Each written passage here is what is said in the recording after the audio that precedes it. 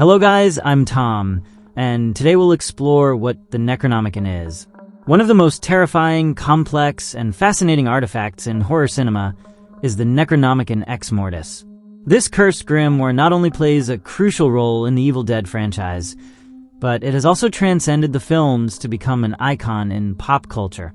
Its dark history, its influence on the events of the saga, and its connection to the supernatural have solidified it as one of the most sinister objects ever created in fiction. That's why in this video, I will explain in detail the history and origins of the Necronomicon. For that, I will give you a summary of its history in the different films and books. Then I will talk about its physical appearance, what we know about its behavior with the Book of the Dead, and its incredible known abilities. The Necronomicon is undoubtedly one of the most enigmatic and influential fictional books in horror literature and popular culture. It was created by the American writer H.P. Lovecraft in the 1920s as part of his Cthulhu mythos.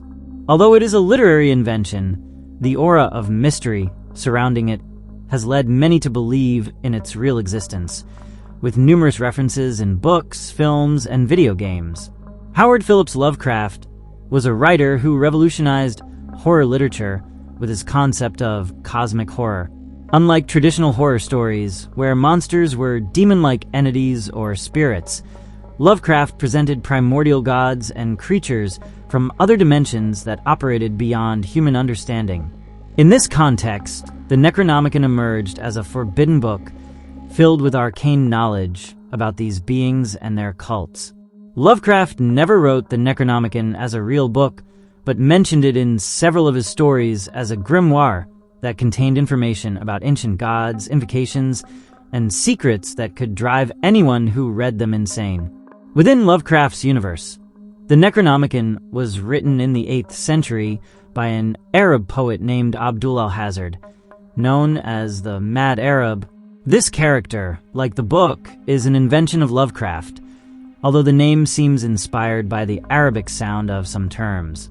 According to Lovecraft, Abdul Alhazred traveled through forbidden regions of the world, such as the ruins of Babylon and the deserts of Arabia, where he discovered dark knowledge about the primordial gods. It is said that the Necronomicon was written in Damascus in 730 AD, and that Alhazred died mysteriously, devoured by an invisible creature in broad daylight, as punishment for revealing forbidden secrets. The original title of the book was Al-Azif, an Arabic word that, according to Lovecraft, referred to the sound insects make at night, although it could also be interpreted as a demonic whisper.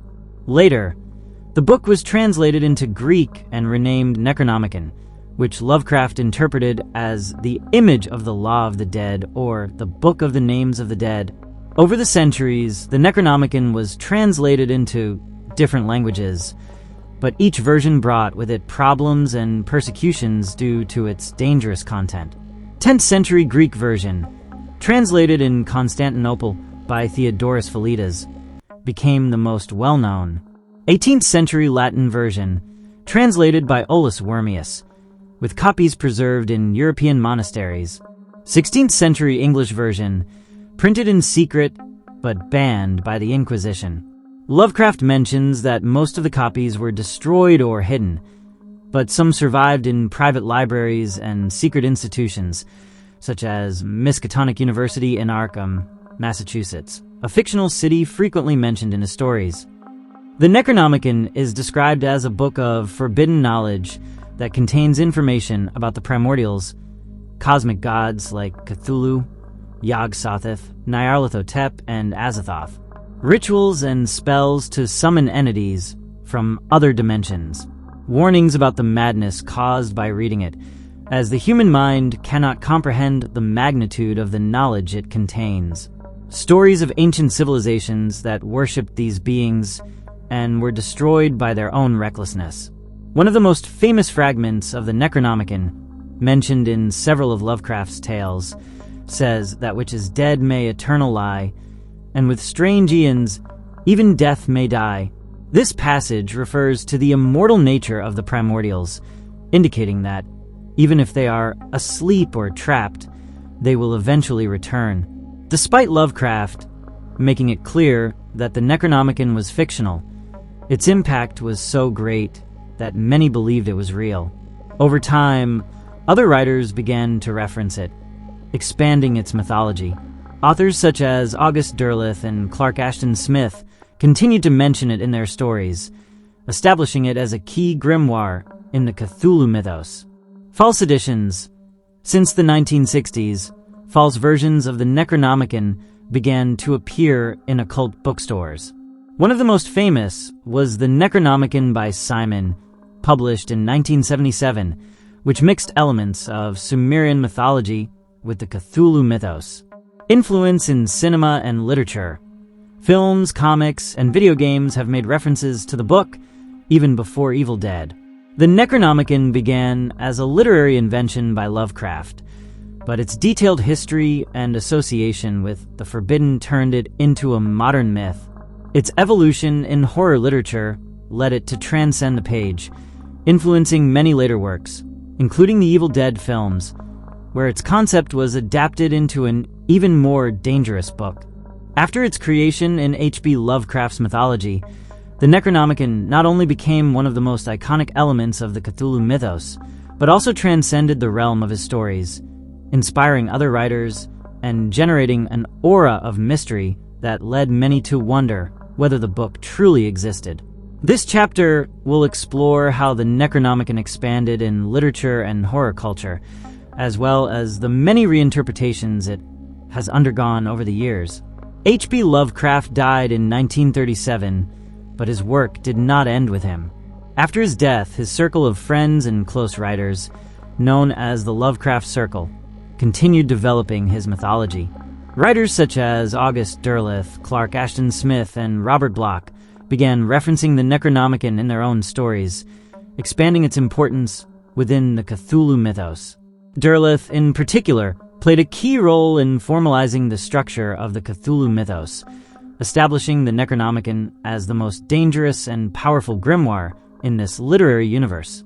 In his stories, he presents it as a forbidden book that describes the primordial gods as malevolent entities seeking to reclaim their dominion over Earth. As the mythos grew, more authors began referencing the Necronomicon, adding new details about its content, history, and effects. In this process, the book went from being a simple narrative device to becoming a central element of cosmic horror. Although Lovecraft made it clear that the Necronomicon was entirely fictional, its fame led to the publication of several fake versions that claimed to be real editions of the book. Some of the most well-known include the Necronomicon by Simon, published in 1977 by an anonymous author known as Simon. This version combines the Cthulhu mythos with elements of Sumerian and Babylonian mythology, presenting supposedly real rituals to invoke entities. Unlike Lovecraft's Necronomicon, Simon's version is presented as an authentic occult text. It contains magical rituals, symbols, and references to gods such as Enki and Marduk. It has been criticized by experts in occultism, as many believe it to be a completely fictional work with no historical basis. In the 1960s and 1970s, several fake editions were published in esoteric bookstores. Some writers and occultists claim to possess copies of the real Necronomicon, although they could never prove it. Bookstores specializing in esoteric topics began selling books titled Necronomicon, some of which were simply compilations of medieval grimoires. The popularity of these fake versions contributed to the idea that the Necronomicon was a real and forbidden book, increasing its appeal in popular culture. The concept of the Necronomicon was adopted by writers, filmmakers, and screenwriters, making it a recurring element in modern horror. Some of the most notable works that reference it include: Stephen King has made multiple references to the Necronomicon in his novels, especially in Salem's Lot and Pet Sematary. Ramsey Campbell, a British horror writer, has incorporated the Necronomicon in several of his stories, expanding Lovecraft's mythology. Neil Gaiman, in his story Shaghatha's Old Peculiar, parodies the concept of the Necronomicon and its influence on modern culture. Before its appearance in Evil Dead, The Necronomicon had already been referenced in horror films, albeit subtly. In Black Sunday 1960, directed by Mario Bava, a cursed book with forbidden knowledge is mentioned. In The Beyond 1981, directed by Lucio Fulci, a book called Ivan, inspired by the Lovecraftian Necronomicon, is referenced. In The Ninth Gate 1999, directed by Roman Polanski, although the Necronomicon is not directly mentioned, the plot revolves around a forbidden book that grants supernatural power. These references show how the concept of a cursed book that unleashes horror was already a popular trope in cinema before Evil Dead made it a central element of its story. The Necronomicon has appeared in numerous horror and fantasy video games, often as a key object or book of spells. Eternal Darkness, Sanity's Requiem, inspired by the Cthulhu mythos, features a book called the Tome of Eternal Darkness, clearly based on the Necronomicon. Bloodborne, a cosmic horror game with multiple references to Lovecraft, including forbidden grimoires and ancient texts that drive one to madness. Doom, although it doesn't directly mention the Necronomicon, the idea of a demonic book that opens portals to hell has clear influences from the Necronomicon.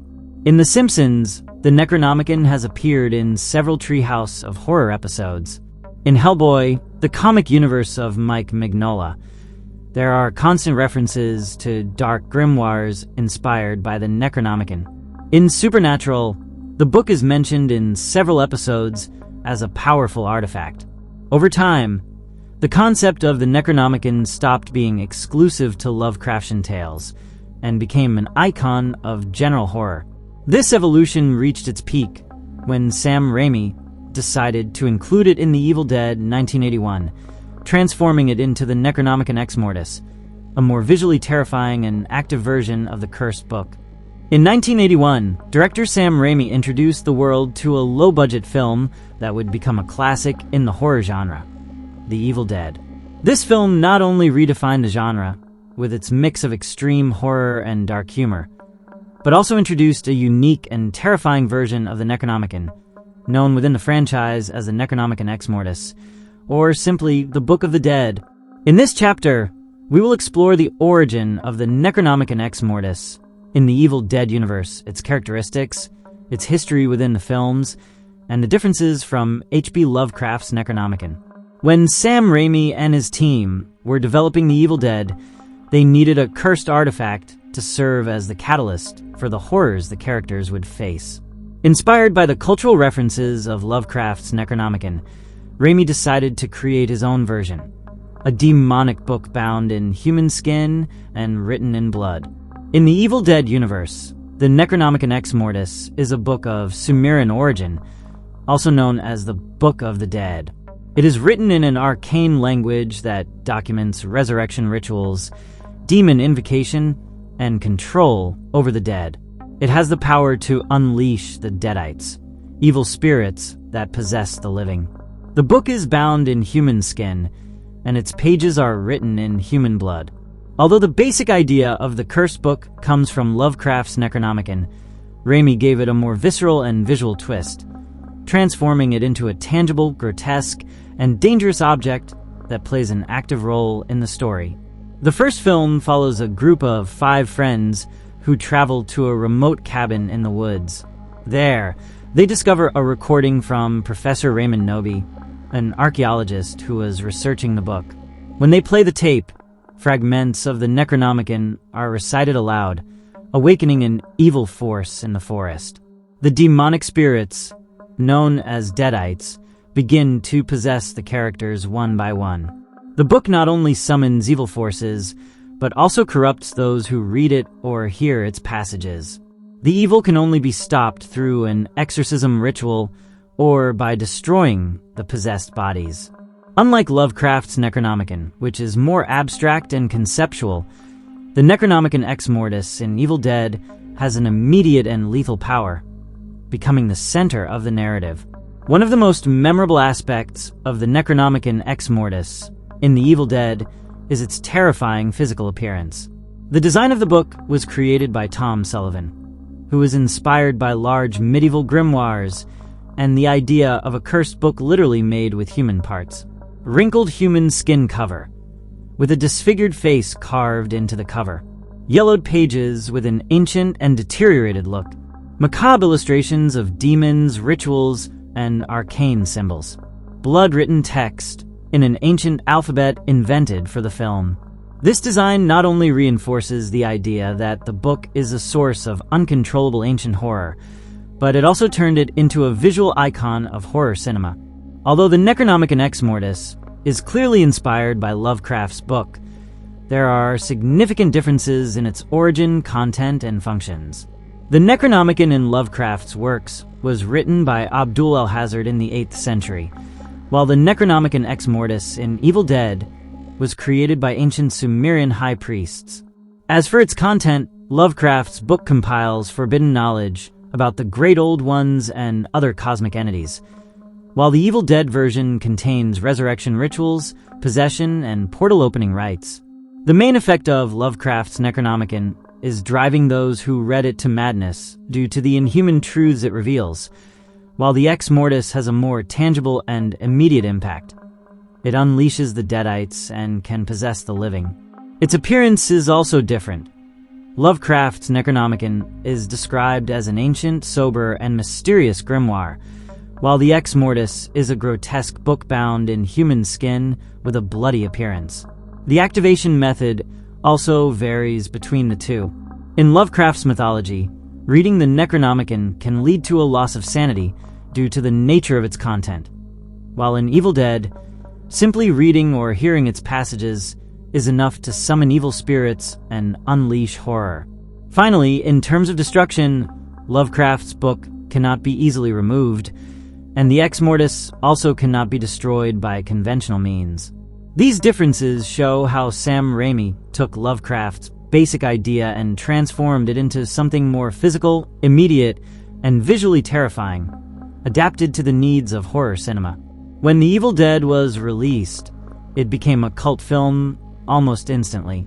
The Necronomicon Ad Mortis played a crucial role in its success for several reasons. The design of the book became ingrained in the minds of horror fans. All the horror stems directly from the Necronomicon, making it the core of the story. It introduced the idea that a cursed object can trigger horror, a formula that influenced future films about possessions and cursed objects like The Ring or Hellraiser. From The Evil Dead onward, the Necronomicon Ad Mortis became a recurring and unifying element throughout the saga. In Evil Dead 2, more is revealed about the book's history and Professor Nobi. In Army of Darkness, the idea is introduced that there are multiple copies of the Necronomicon. In Evil Dead 2013, the book is redesigned to be more macabre and brutal, with explicit warnings about its effects. Finally, in Evil Dead Rise 2023, the existence of at least 3 versions of the book is confirmed. And this is all we know so far about the artifact, known as the Necronomicon. I had always seen references to it in films or shows, but when I discovered its history with Evil Dead and Lovecraft, the more I uncovered, the more interesting it became. But let me know your opinion in the comments. Did you already know about the Necronomicon?